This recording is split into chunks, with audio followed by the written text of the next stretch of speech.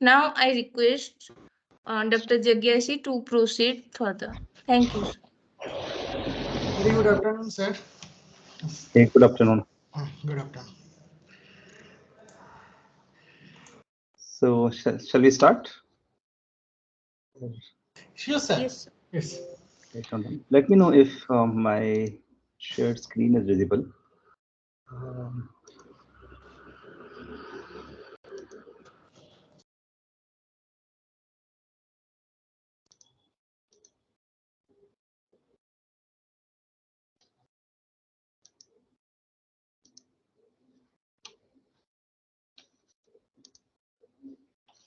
is my screen visible? The first slide? Yes, Yes, sir. Yes, sir. it is Yes, visible. Yes. Okay. So, hi everyone. Thanks for joining in, and thanks for inviting me, Dr. Arnab, at NIT Rourkela, for this talk. So, yeah, let's get started. So, idea is to cover technology innovations, the work that we do, and also motivate all of you to focus more on sustainability. It's about caring about our five elements: air, water, earth, fire, and space. Right. So, so what we are going to cover today is we'll start with why part. Why do we need sustainability or sustainable development goals? What are sustainable development goals, and how might we contribute as engineers or as technology enthusiasts in sustainable development goals? I'll give some examples in this talk, some of the work that we have been focusing on, and then we will also have some open forum to discuss some of the ideas. If from audience anyone wants to share anything. All right, so let's get started. Okay, first of all, it will help if all of you can come on the video. Whoever can, it really encourages the speaker to see all exciting faces and the reactions. So we'll try to make it more interactive, although it is just 1 hour kind of a talk. But let's assume that we are in an auditorium and then there is no curtain between us, right? Usually you sit face to face for these talks. I'll encourage all students, faculty to come on video. Wherever you are, don't bother, just come on the video. And I allow you all to open your mobile phones, or if you are joining on your laptop or computer, just open menti.com and type a code 85046879. This will help to you to answer some questions that we will pose in this talk. So from your mobile you can do it, or you can do it from your machine.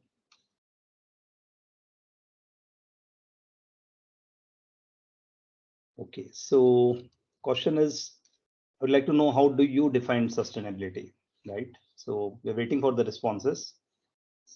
So we are 80 plus folks here. Again, you can join menti.com and type this code 85046879.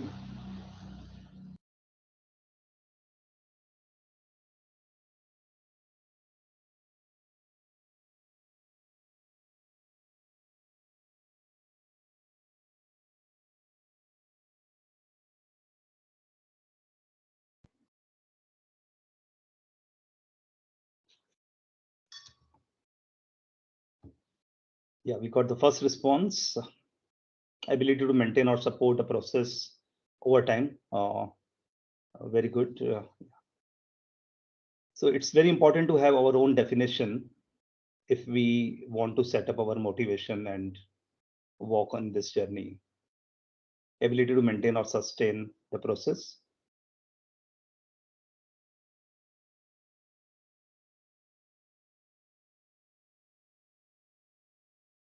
resources consumed and still will continue to be available in future, living in a manner that uses minimal resources necessary for a comfortable lifetime without compromising future generations. So excellent response.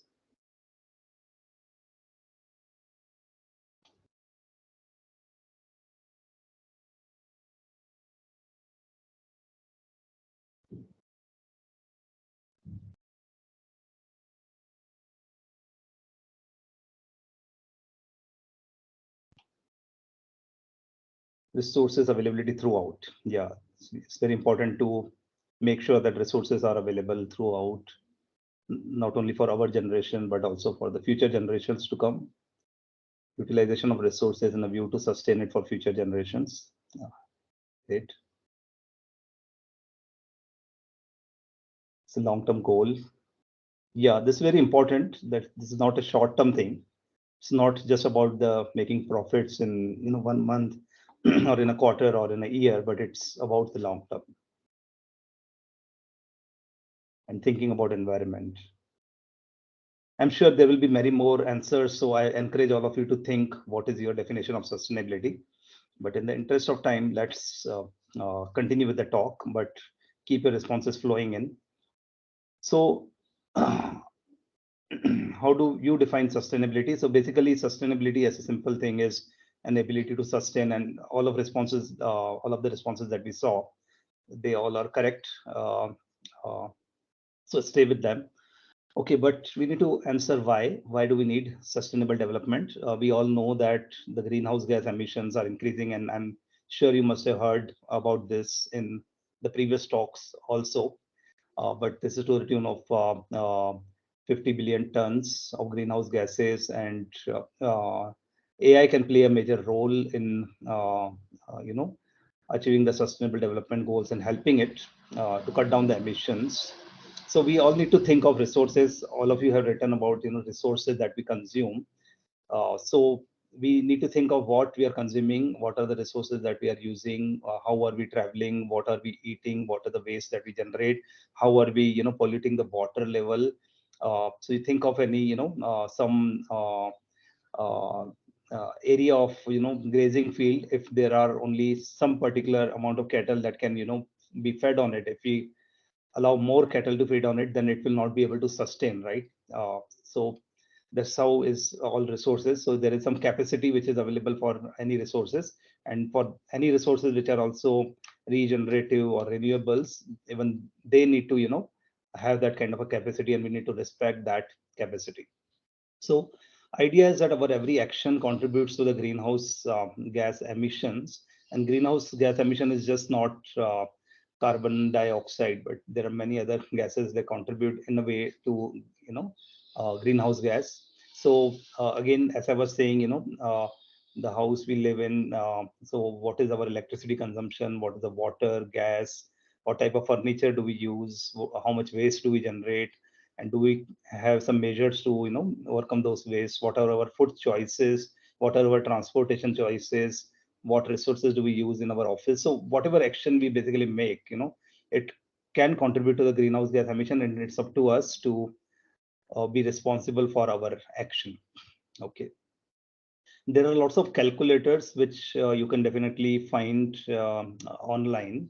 Some of the calculators that you can use to identify what is the CO2 or equivalent for your greenhouse gas emission, and if you are emitting certain kgs or tons of emissions, then how do you basically compensate for it, so you can also take care of that. So let's go with the second question on the Menti. So let me just go to the Menti and refresh. Uh,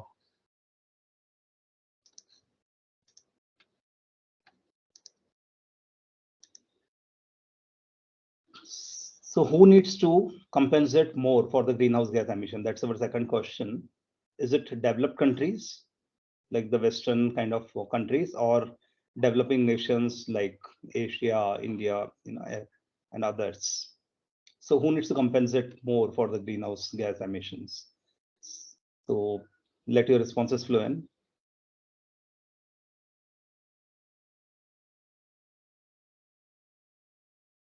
We are now 90 plus in the meeting, 94. So I'm expecting more responses. So hopefully you all have figured out join the Menti.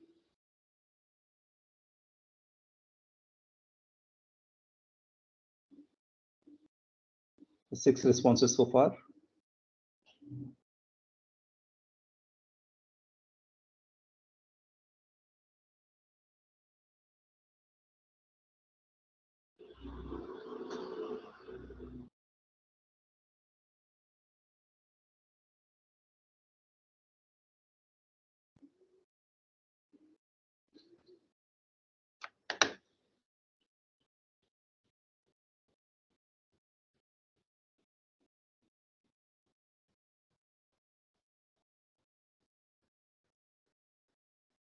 Okay, I'll give 10 more seconds. Let's be fast.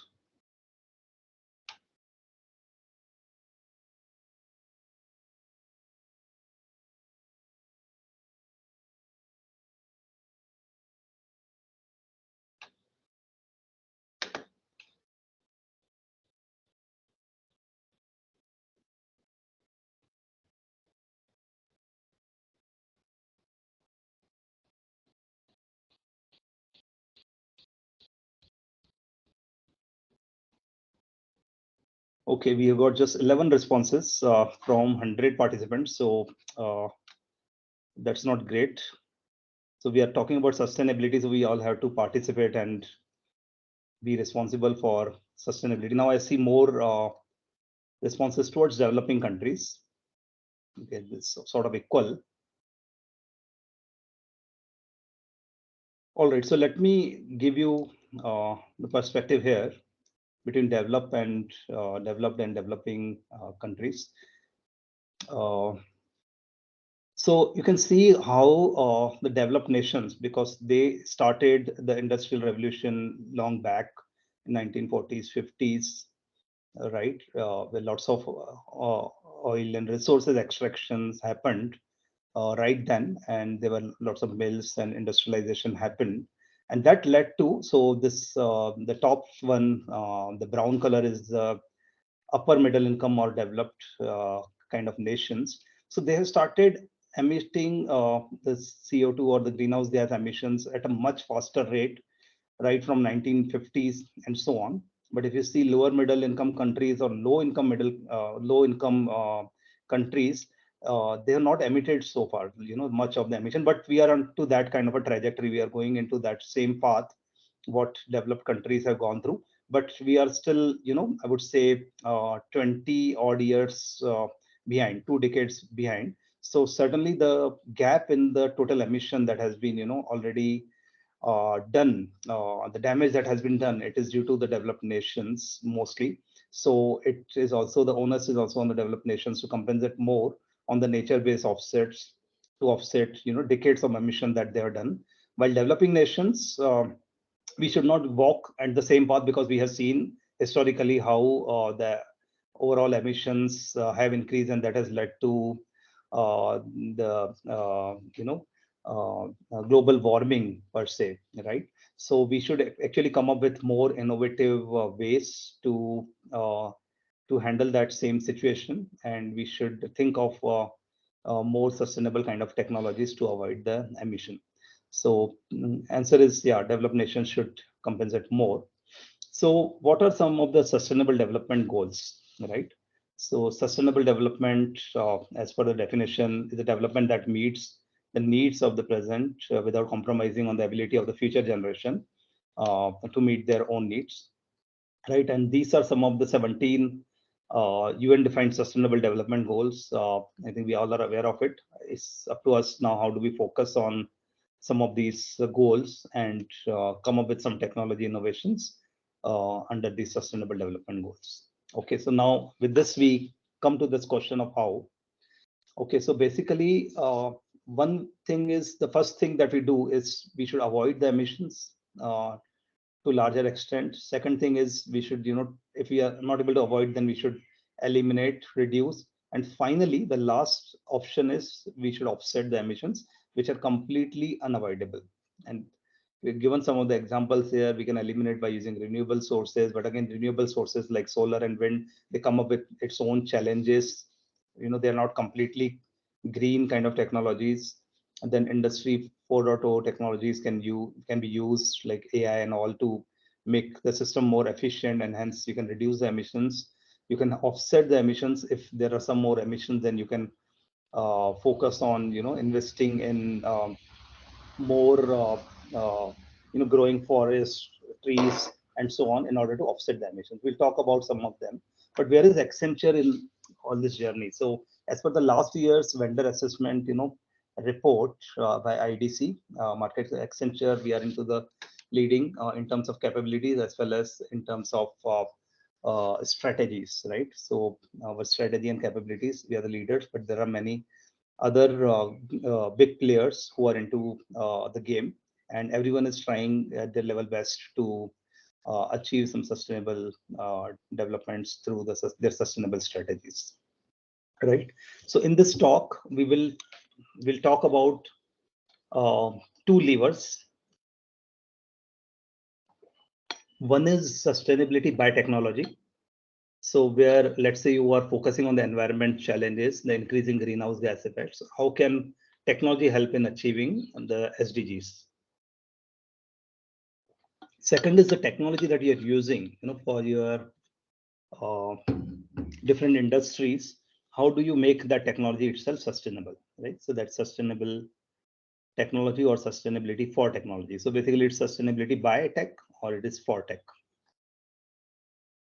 All right. So under sustainability by technology, basically technology for sustainable environment, right? You can focus on environment and net zero transitions. So basically through green energy, through sustainable transport, through water, through sustainable agriculture practices. You can also target to improvise your supply chain, which creates a lot of waste, right? So basically your sourcing should be sustainable, your procurement should be sustainable and responsible.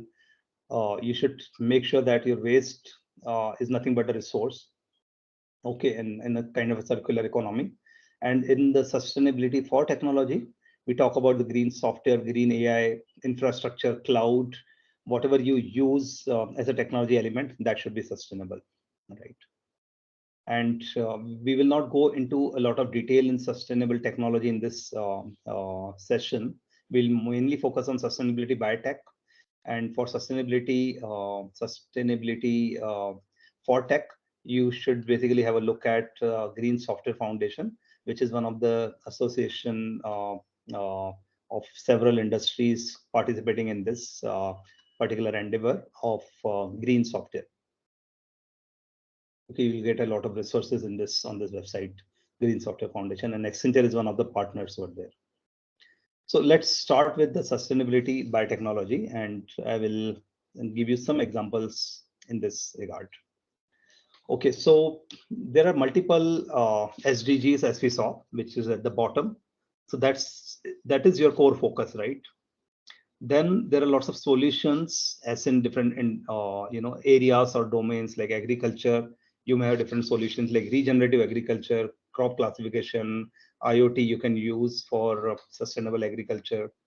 In water security, it's all about providing a safe, potable water for all, and also use the water to be able to use the water for your agriculture purposes.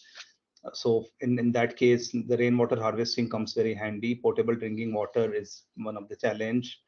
Watershed planning through GIS, so that you can plan your reservoirs, lakes, ponds, everything, and then by using remote sensing kind of technology. Right, net zero emissions.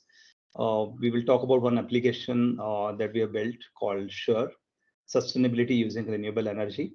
This is to achieve renewable energy 100, which is RE 100, 100% renewable energy targets for net zero emissions, right? And sustainable transport can also come under the net zero emissions.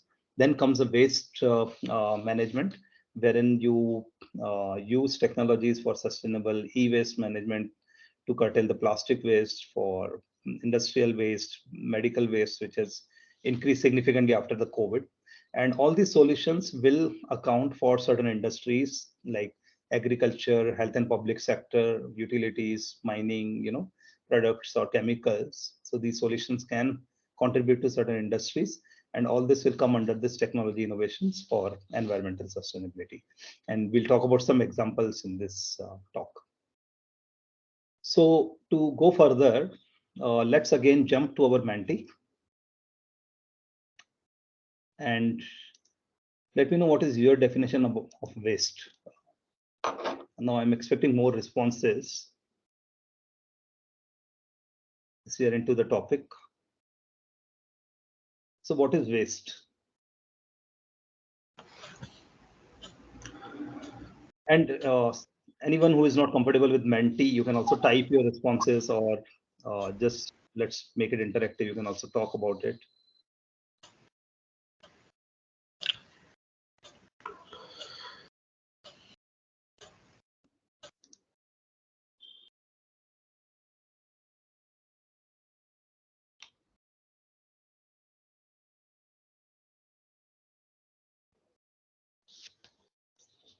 Something we cannot use, we cannot recycle, loss of value, great, hazardous, again, which is of no use, burden to nature. It's very interesting perspective. Unneeded, byproduct, dangerous, unused. We can see more responses coming in.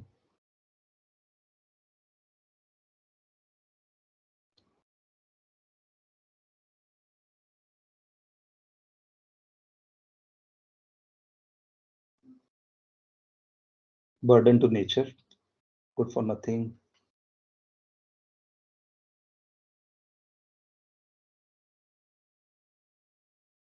All right, great. So we got some great responses here. But idea is very clear. Waste is something that cannot be used. So let me, material of no use, yeah, discard it. Okay, so waste is something which is kept at the wrong place, right? Which we are not able to utilize as a resource. That is waste, right? So think of it this way. So let's say you have lots of food waste coming out. What if you utilize that to make a biogas or make a compost at home, right? You have lots of bottles being wasted that can be utilized for agriculture purposes, for making bioenzymes. You have fruit peels that gets wasted. Again, you can make bioenzymes for house cleaning purposes and agriculture purposes, and there are many other utilities, right? So everything that you can actually consume it as a resource that won't be waste. Basically, we don't have to keep something at the wrong place. We have to utilize that as a resource. So one very good example of that is a very interesting project which happened in the Cape Town, which is called as industrial symbiosis, right? What they did in this particular project is they found out synergies between the waste, which is outcome of one industry, which can be utilized as a resource for other industry, right? And what they did is they formed 4,000 potential synergies, okay, from 486 companies, and they helped divert this much of waste, 27,000 tons of waste to divert from the landfill. So it was a great success, and they use a lot of technology interventions like data management, IoT, blockchain, and everything to help this symbiosis work. And it is in action. And it is supported by the Smith School and the University of Oxford. So it's one very great example to consume waste for other industrial purposes. It can be the waste water, it can be used for other industry for the cleaning purpose. It can be a waste energy and so on. There are several examples of this. So you can actually Google it and see what are the synergies that they found out and how they've used. The only challenge with this is that they were not able to replicate it to multiple places. Ideally, any industrial development zones, okay, they should be equipped with this kind of a synergies between waste and resources so that two industries are getting connected. In fact, the contract to start a new industry, new factory, should be based on whether there is any, uh, final channel for your waste that you are generating, which can act as a resource for other industry, right? So this is very interesting example, but at our level only, at our home, at our society level, we can implement some part of it by doing some innovative measures, by taking some innovative measures. Idea is to generate zero waste at home, at institute, at office, right? And or utilize that waste rather to for some other useful purpose, uh, reuse or recycle, right? That kind of things you can do. So let's switch gears and talk about energy. And I'll present our use case called Sure here, which is sustainability using renewable energy. So we have seen that 50 billion metric tons of emission is being, every year is there, and 17% of that total greenhouse gas emission is from buildings, just buildings, right? And 140 billion is the net zero energy, which is a building market size, and there are so many companies which are targeting for RE100. Same as Accenture. Accenture, we already achieved RE100 target last year, which is 2023. So and this one of the innovation was this Sure here for some facilities. Okay, so Sure, how it was designed? It was designed to achieve the operational efficiency by using machine learning based models. Energy prediction was done for those buildings at a daily level. We were procuring energy, the renewable energy, from the vendors, and based on this forecast, the carbon offset was given, and Sure has been also, utilized for, has been proposed for industries. And what we do here in Sure architecture is we use energy meter data that comes in at a frequency of 1 hour. We have a seat swipe data, so we know what is our occupancy at a given period of time. Calendar events, when are the holidays, what is the weather data. It was also proposed to use camera feed, but it was not implemented. But we use other parameters in a structured machine learning program to first forecast the occupancy. So we started with the occupancy forecast at a given day for a given facility. How many employees are expected to come? That was forecasted at a daily level for the entire month. Then energy demand was forecasted based on the occupancy and other parameters like weather and calendar event, meter data, and so on. And energy demand was forecasted based on this, the load wise. And this energy demand was utilized to arrive at a procurement for green energy. And whether we have to do the offset for some cases, if we are not able to procure the 100% green energy, then we go with the offset and we finally optimize the energy, right? And all this was enabled for the workplace managers to in their end user application, and all these parameters were visible, and they were able to place the order to the vendor, which resulted in a increase in the renewable energy utilization. And we studied this for multiple years. This was done a couple of years back, and it resulted in increase in the renewable energy utilization to close to 80%, 88%. And the potential was to go up to basically, throughout the green curve that you see, it was throughout close to 100%. That was the potential. The rest we were planning to offset, and we are doing that offset by investing in the green projects and carbon offset, right? So you can basically refer to this publication, Sure, which is on archive, and you'll see some numbers like before adoption of Sure, what was the green power utilization, and after adoption of Sure, we increase the adoption, and finally there is full potential of the Sure was up to 95 to 96%. So this was the full potential. Is my screen still visible? Because I just lost the power at my home. It is visible, sir. Okay, yeah.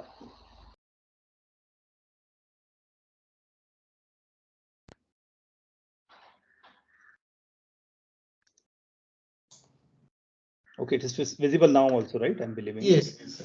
Okay, great. So, so these are some of the papers that were published, and papers and patents that were part of this particular innovation. Right now, from sure, we'll move to the regenerative agriculture, which is nature care, which is one of the applications that we have built.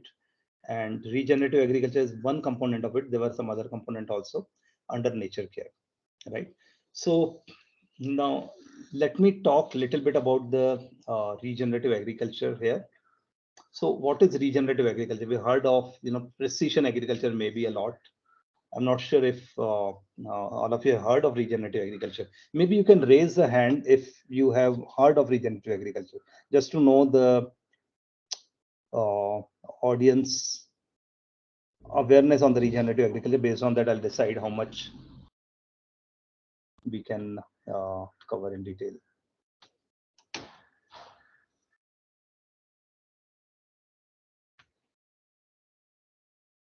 You can see Dr. Shrikant has heard, Rohit Kumar has heard of Regen Agri. Just raise your hand for a moment if you heard of regenerative agriculture.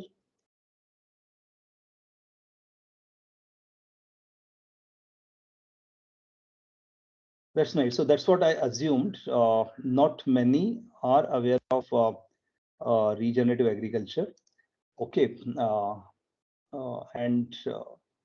Okay, so let me talk about the regenerative agriculture a little bit before we move into the technology areas. So regenerative agriculture is about utilizing the resources which are coming out of your agriculture farm. Again, making them go back to the soil. It helps in conserving your soil. It helps in enriching your soil.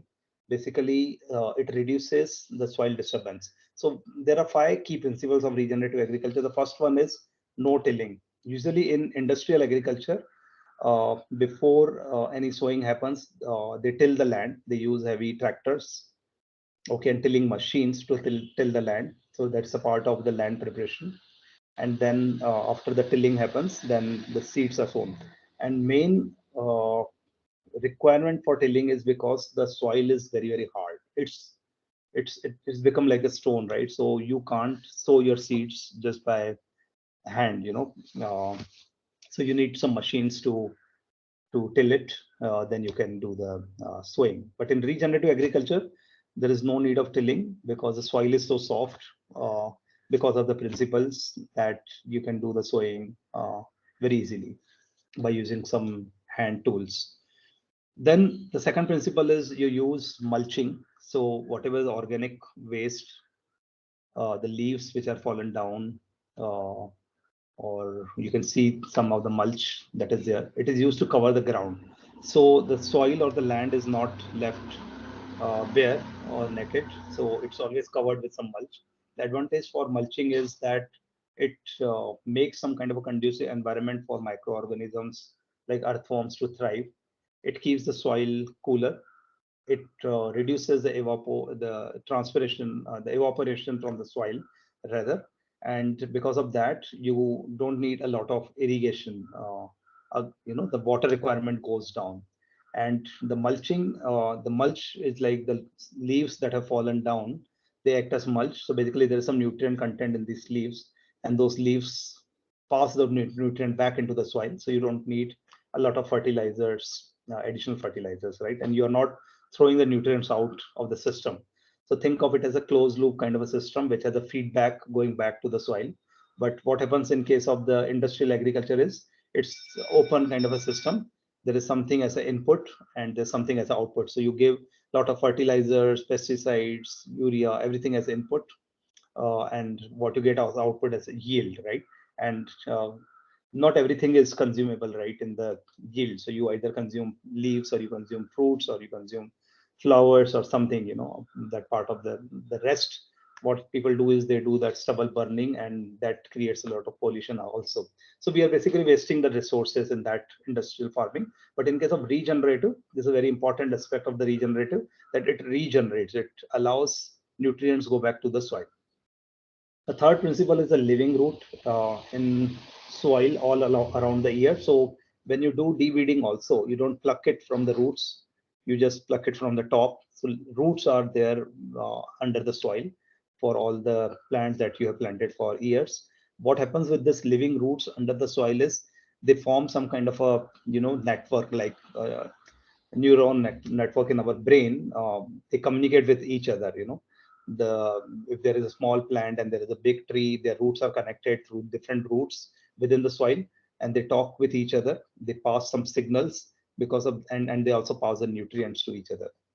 It's very important to have the living roots under the soil, and they also make the soil porous so that it is always nourished. Multi-cropping is another principle of the regenerative agriculture, wherein you increase the biodiversity.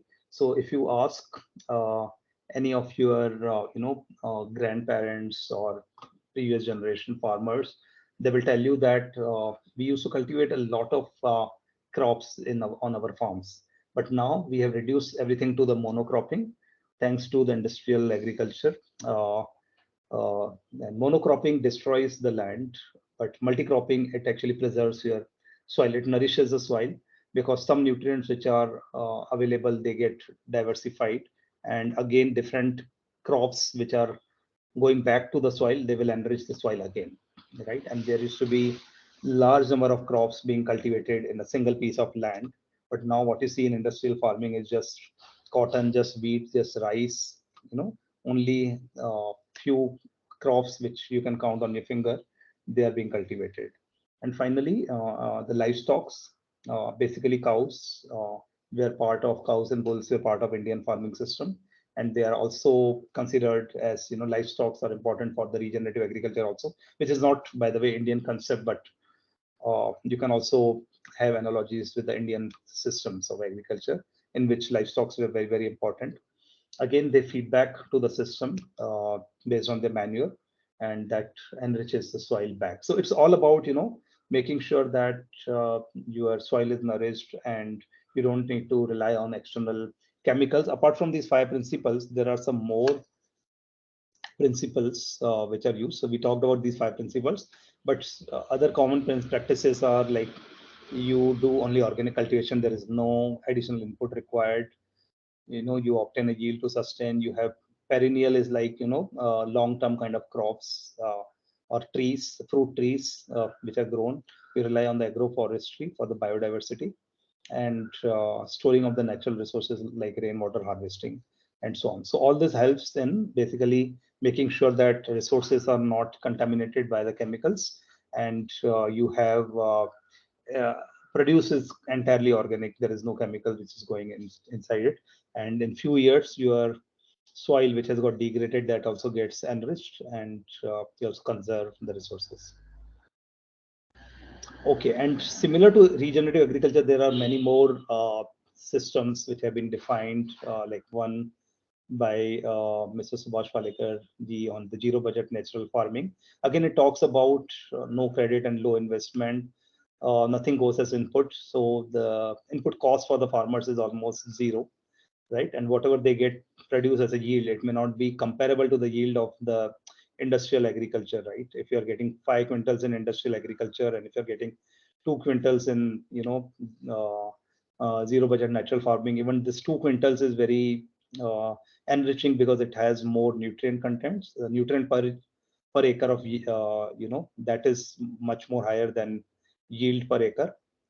That has more value, and it will also not contaminate your natural resources like soil, water, and it will basically grow year round on year, and whatever you get as output, that is a profit for you, rather than feeding a lot of input costs and then getting some output and having uncertainty around it, and then farmers going into debt. So that was the principle behind, low budget or zero budget natural farming.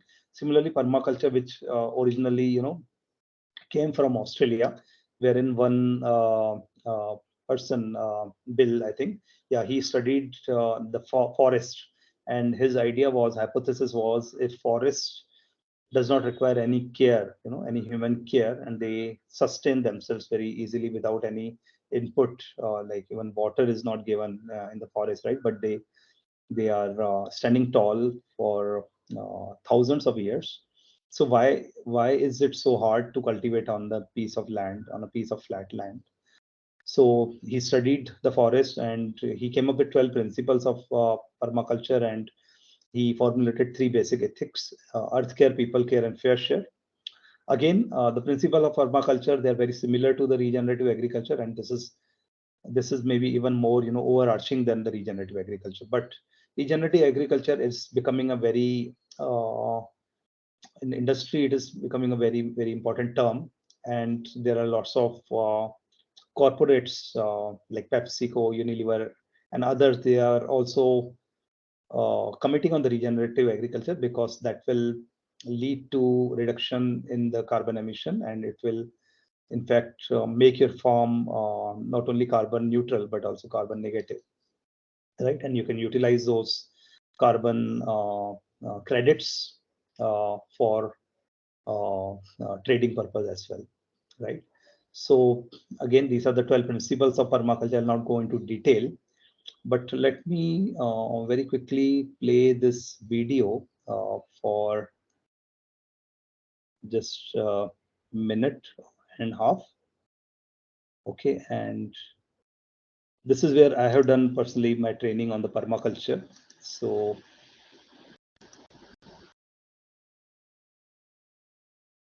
trying to pull out the video, just give me a moment. Yeah.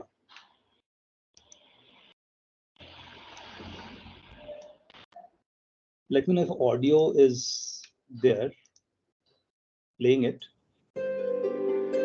Yes, it is there. Is you able to hear as well? I'm using. Yes, yes. I'll just play for 2 minutes. And we Yes. can, this is from Art of Living. This is permaculture farm. भोजन की बात आती है ना, जब तभी खेती की बात शुरू हो जाती है. हमारे संसार में ना गड़बड़ी यही हो गई कि हम भोजन को अलग देखते हैं और खेती को अलग देखते हैं. भोजन माने सॉल्यूशन, खेती माने समस्या. खेती प्रायोरिटी नहीं है तो भोजन भी प्रायोरिटी नहीं हो पाएगा, हेल्थ भी प्रायोरिटी नहीं.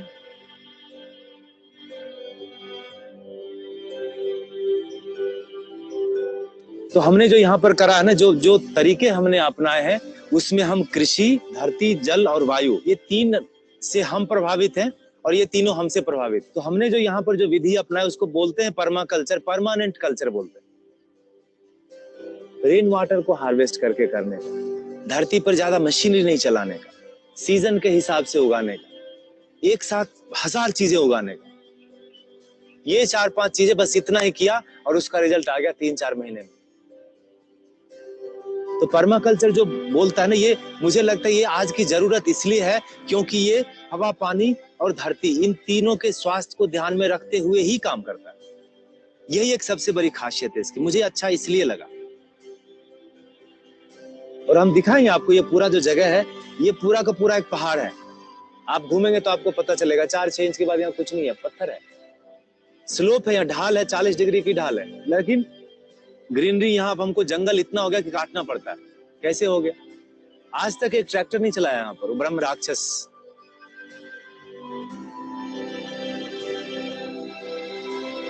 अब आप प्रश्न पूछोगे कि इतना सब तो थ्योरी तो बहुत समझ गया, हाँ करना चाहिए, करते कैसे हैं भाई? करते कैसे? मैं बोलता हूँ it's not a rocket science. ऐसा मत समझना कि बड़ा कोई जटिल चीज है.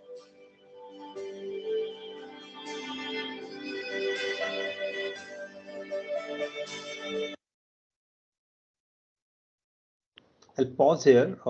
Maybe you can view this video, 15 minutes video offline. But there are like three ethics: earth care, fair share, and people care. And then there are 12 principles based on which the permaculture theory is there. And you can basically learn this permaculture, which is one of the regenerative agriculture. Even if you don't have a land, it really helps in the sustainable living because it encourages zero waste